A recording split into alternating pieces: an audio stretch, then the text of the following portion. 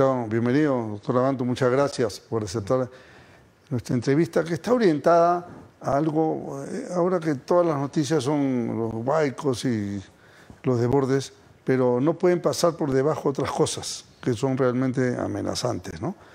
Hemos visto con gran sorpresa que un sujeto, empleado del gobierno, por supuesto, de Pedro Castillo, un día antes del golpe de Estado, metió una denuncia contra el almirante Luis Gianpietri, contra el padre Omar, que lo vamos a tener invitado acá, Lucas Gersi y otras personas, el capitán Lausa, ¿no? de Arica no se rinde, y otros, por haber participado en una reunión. Entiendo que usted está asumiendo la defensa del almirante Gianpietri.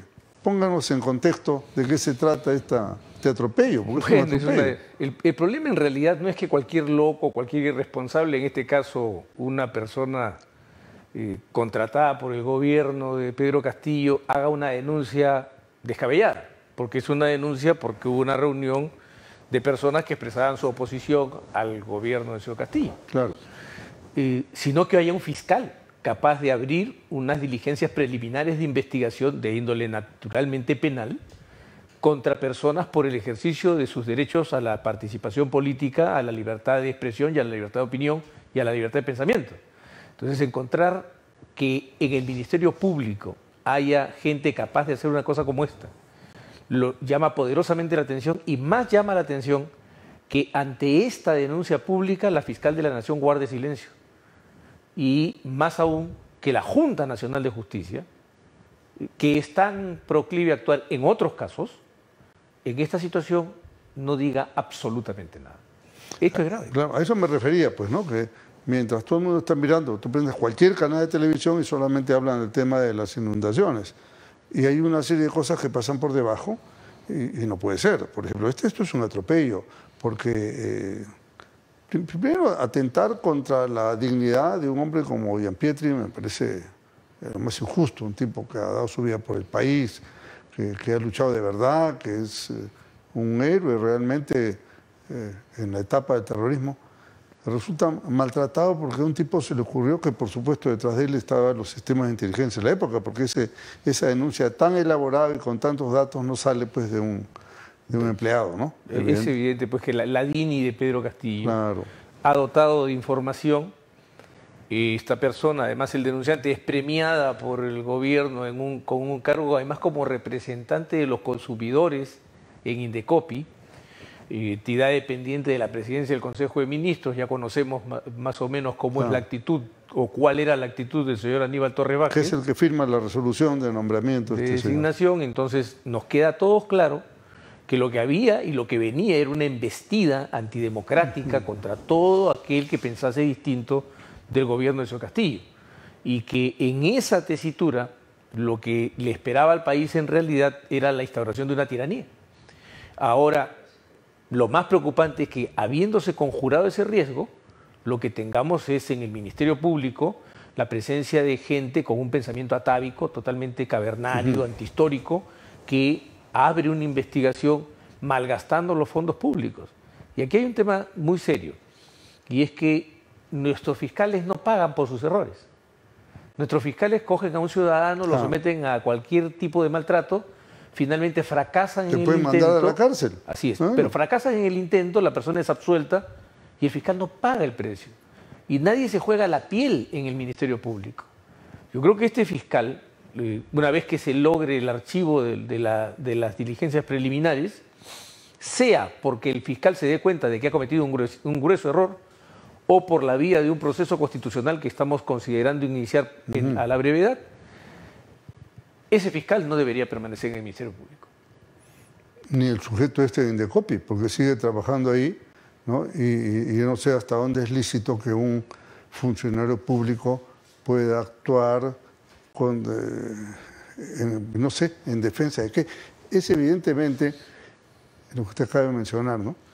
El hecho de que haber presentado la denuncia en la víspera del golpe es porque doy el golpe y después tengo toda la justificación para meter preso a todos los que yo quiera. No, pero ojo, era un golpe en el que disolvía el Congreso de la República e intervenía el Poder Judicial, el Ministerio Público, la Junta Nacional de Justicia y el Tribunal Constitucional. Entonces, metía una denuncia la víspera del golpe de Estado, suponiendo que iban a tomar el control del Ministerio Público y entonces iban a poder tomar a estos opositores, como ocurre en Nicaragua, como ocurre en Venezuela, y vamos a terminar todos los opositores presos o perseguidos o deportados. Por eso es muy grave lo que nosotros estamos tratando acá, porque no es que es una denuncia simple que ahí quedó, no, no, no. Acá había un direccionamiento para ver una represión dictatorial disfrazada de proceso judicial, ¿no? Entonces, obviamente, él o la fiscal, no sé cómo serán, tiene a su cargo esto, pero no ha debido pasarlo y en su momento, nadie duda que será archivado, más aún si tiene el almirante un defensor como Humberto Abanto, pero tenemos que tener las cosas claras. No es un tema menor, es un tema sumamente grave porque era un hecho preparatorio a algo mucho más grave que venía después. Pero hay un tema que no debería pasar en sordina y es que ¿qué está haciendo el presidente del Consejo de Ministros que no deja sin efecto la designación de este individuo? ¿Qué está haciendo la presidenta de la República? Yo entiendo que en este momento nos llama poderosamente la atención el fenómeno natural que estamos afrontando y el drama que están viviendo miles y cientos de miles de familias. Pero también tiene que haber reacción política. O sea, ¿qué va a hacer el gobierno manteniendo a un agente provocador de lo que fue el proyecto de una dictadura en una institución como el Instituto de Defensa de la Competencia y la Propiedad Intelectual? Entonces, la primera pregunta que uno tiene que hacerse, el señor Otárola no tiene los reflejos políticos suficientes como para darse cuenta de que debe desactivar cada una de las bombas de tiempo que han dejado sus predecesores en la escena política nacional. Ya sacaron al que presidía Indecopi, ¿no? El señor Palacín, y este señor que está ahí es representante además de una entidad fantasma. Yo en mi vida había escuchado una asociación Equidad, ¿no? Una cosa así. Yo nunca la había escuchado, pero está elegida por Aníbal Torres como representante de los consumidores en Indecopi. Pero bueno, entonces, ¿qué acciones se pueden tomar? Cuéntenos un poco cómo es su estrategia de defensa en este tema. Presentarnos ante el Ministerio Público para hacerle ver al fiscal que ha cometido un gruesísimo error al abrir unas diligencias preliminares de investigación por el ejercicio, repito, del derecho de participación política, la libertad de pensamiento, de opinión y de expresión. Esto es absolutamente inaceptable y no es nuevo, ¿eh? Ya desde la época de Vizcarra, viceministras de Vizcarra iniciaban persecuciones penales sobre pretexto de acoso contra quienes los criticaban en las redes y prosperaban y terminaban en el Ministerio Público. Y hay gente que aún mantiene investigaciones en ese tiempo. Mantienen por años, así abierto. Entonces, aquí vamos a hacerle ver eso al señor representante del Ministerio Público. Si el representante del Ministerio Público no corrige su disposición, vamos a ir a un proceso de amparo o de habeas corpus, vamos a evaluar el riesgo de la libertad en este caso, y yo estoy seguro de que el juez constitucional de Lima que conozca el amparo o el habeas corpus dispondrá el inmediato cierre de este procedimiento. Si nos vemos obligados a eso, una de las cosas que le vamos a pedir al juez es que libre copias a la Junta Nacional de Justicia y al órgano de control del Ministerio Público, porque un fiscal como ese, que es tan irresponsable como para abrir diligencias preliminares de investigación contra ciudadanos que ejercen sus derechos políticos, en realidad, insisto, no merece permanecer en el Ministerio Público. Es un peligro para todos. Ahora, al margen de este caso específico, usted como abogado ejerciente, ¿cómo ve el tema del Poder Judicial, digamos, en estos últimos 3 meses? ¿Hay un cambio de actitud en la Fiscalía, en el Poder Judicial? A ver, en la Junta de Justicia. Yo lo que temo es que el exceso de entusiasmo nos regrese a un escenario indeseable como fue el del 2018, 19 y 20. Veo, o sea, toda confrontación política no tiene que terminar con la gente presa. No todo adversario político o enemigo político tiene que ser apresado, procesado y condenado. Los que han hecho algo naturalmente ilícito o visiblemente ilícito, está bien que sean procesados y ver si hay peligro de fuga para que sean encarcelados. Pero temo que estamos otra vez afrontando una fiebre de prisiones preventivas que hay que contener. He visto con satisfacción en un caso que yo he defendido que el juez Checli ha tenido la ecuanimidad de no ceder a este pedido general de prisiones. Esperemos que prevalezca el tramado interpretativo que la Corte Suprema ha hecho sobre en defensa de la libertad personal. Se ha trabajado durante 5 años por parte de todos nosotros para construir ese tramado interpretativo. Y los jueces han sido receptivos en eso. El Tribunal Constitucional cerró recientemente, en diciembre del año pasado, con el presidente Yoshiyama. Y veo equilibrio en el Poder Judicial, veo mucha precipitación por parte del Ministerio Público y mucho gusto otra vez por las filtraciones, por las condenas adelantadas, por el proceso mediático y por el abuso de la solicitud de prisión preventiva. Espero que ese estruendo sea reemplazado por auténtica eficiencia. Por ejemplo, esto de los 36 meses que siempre se ha criticado como excesivo, ¿no?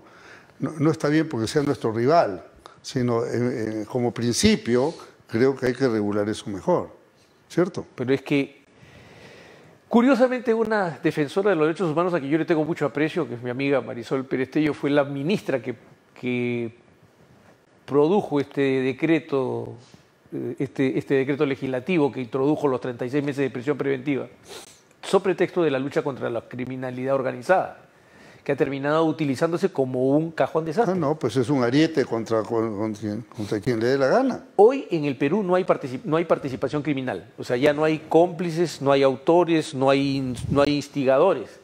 Donde hay más de 2 personas hay organización criminal. Y hace poco en un proceso yo interrogaba al señor Colchado, que se ha convertido nuevamente en un héroe para algunos ciudadanos en el Perú, para mí no lo es, y él decía que había desactivado 100 organizaciones criminales durante su trabajo en Diviac, cifra que me pareció absolutamente sorprendente porque en el mismo tiempo Colombia ha desactivado 6 organizaciones criminales.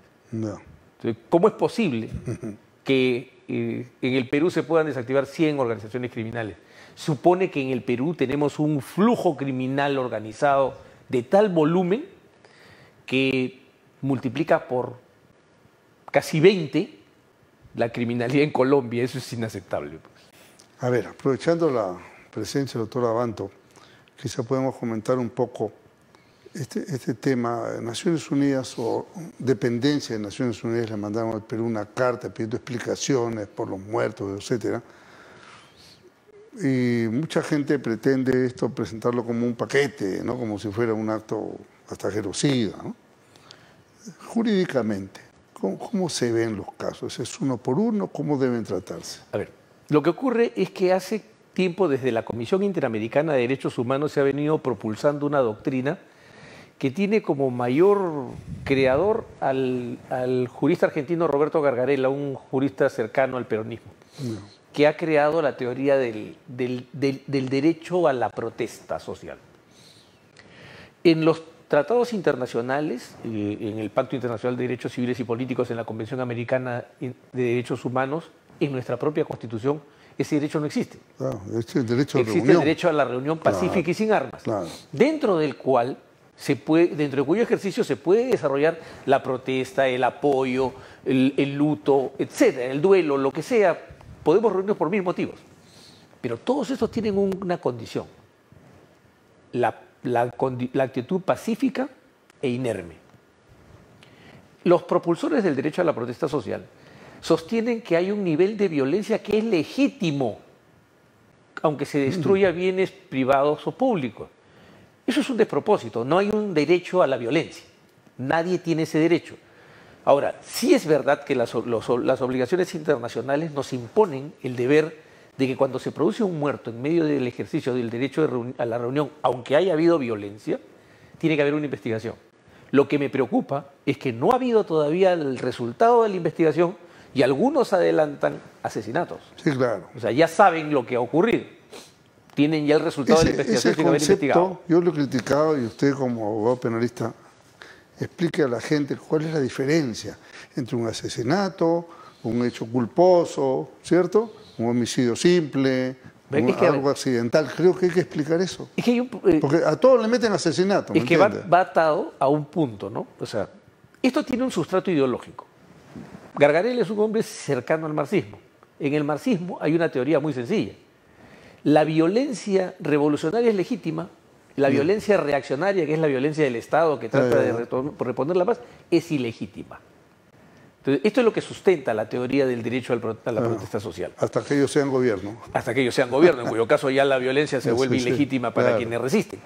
Entonces, se dice asesinato, ¿por qué? Porque se ha usado de armas y las otras supuestamente estaban inermes. Perdón, todos hemos visto lo que ha ocurrido y no han sido actos aislados de violencia en determinadas reuniones o manifestaciones. Han sido muestras o reuniones caracterizadas por una violencia generalizada. O sea, yo veo gente que estaba tratando de tomar un aeropuerto. Está prohibido internacionalmente. Hay tratados internacionales que prohíben la toma de aeropuertos. Bueno, si cualquier persona trata de tomar un aeropuerto y se produce una baja, ¿qué hace la otra persona tratando de trepar otra vez para provocar una siguiente muerte? No. Entonces, ¿qué dicen? Que eso es un asesinato. Eso no es un asesinato. Se ha creado la teoría de que cada persona que muere abatida por el fuego de las armas oficiales es víctima. Y este gobierno ha cometido la torpeza de dar un estipendio económico a todas las supuestas víctimas. Todos los muertos, incluyendo entre ellos, me imagino, a gente que ha participado en situaciones como las que originaron la quema del suboficial Sonjo, Quispe, van a recibir dinero. El gobierno mismo establece la tesis un reconocimiento de responsabilidad del Estado. De que esas personas son víctimas, porque si yo tengo que darle dinero a alguien, estoy reparándola. Claro. Si estoy reparándola es porque ha sufrido un daño que no le correspondía sufrir. Entonces, ¿en qué vamos a terminar? En que mañana el gobierno va a tener que darle indemnizaciones a los asaltantes de bancos que mueran cuando la policía repele el asalto. Esto tiene que contenerse para que se recupere el sentido del Estado de Derecho. En el Estado de Derecho y en una democracia todos tenemos el poder de protestar, pero no podemos, en nombre de nuestra protesta, ni destruir los bienes privados, ni destruir la propiedad pública, ni poner en peligro la vida, el cuerpo o la salud de los agentes del orden o de los particulares que están circulando. Entonces, cuando se construye la tesis inversa de que eso sí es posible, se está generando las bases para destruir la democracia en un país. Y antecedente peligrosísimo, por supuesto, porque eso implica destruir el país, pues eso es en el camino que estamos. Bueno, realmente el Perú está en una situación muy crítica. Yo no tengo ni desearle éxitos en el proceso porque estoy seguro, es tan débil la argumentación contra estas personas, empezando por el eminente Gianpietri, que yo no veo ninguna posibilidad de éxito. Pero no deja de ser un agravio, ¿no? Y lo felicito por estar defendiendo a un hombre, fue nuestro vicepresidente de la República, merece todo el respeto, es un hombre mayor, no le ha hecho daño a nadie, ¿no? Al contrario, creo que ha servido, él fue pues el artífice de salvar a muchos de los rehenes de la Embajada del Japón. Creador de las Fuerzas de Operaciones Especiales de la Marina de Guerra de Perú, que es un equipo similar al cuerpo SEAL en los Estados Unidos. Así es. Es un hombre muy valioso, pero que además en este momento es un octogenario que tiene serios problemas de salud, a quien se imputa la condición de sedicioso. O sea, la verdad que el fiscal en este caso ha excedido los confines de la palabra irresponsabilidad. Totalmente, totalmente. Bueno, espero que la señora fiscal de la Nación tome cartas en el asunto, este asunto se corrige en su momento y por supuesto esto no puede avanzar más allá de una etapa previa, ¿no? Sin duda. Bueno, ya nos pasó antes de que llegaran al poder con el general Morales Bermúdez, el general Nadal Paiva, y terminó en el archivo, ¿no? Efectivamente, hay un equipo de abogados, es la época de Castillo, ¿no? Antes de eso. Entre Sagasti y Castillo. Sí, denunciaron a todos los comandantes generales, Morales Bermúdez del Ejército, el general Nadal Paiva de la FAP y el almirante Julio Pacheco, ¿no? Con la señora Ábalos, de triste recordación todavía en la Fiscalía Nacional. Eso ya fue despachado afortunadamente, pero ahora tenemos esto. Bueno, le deseo suerte, doctor. Espero que todo vaya bien. Denle mis respetos al almirante Gianpietri y espero que próximamente tengamos la buena noticia, no haya que llegar a un amparo ni un habeas corpus, sino esto se resuelva de plano, digamos. Del fiscal depende. Espero así es. Gracias. Buenas noches.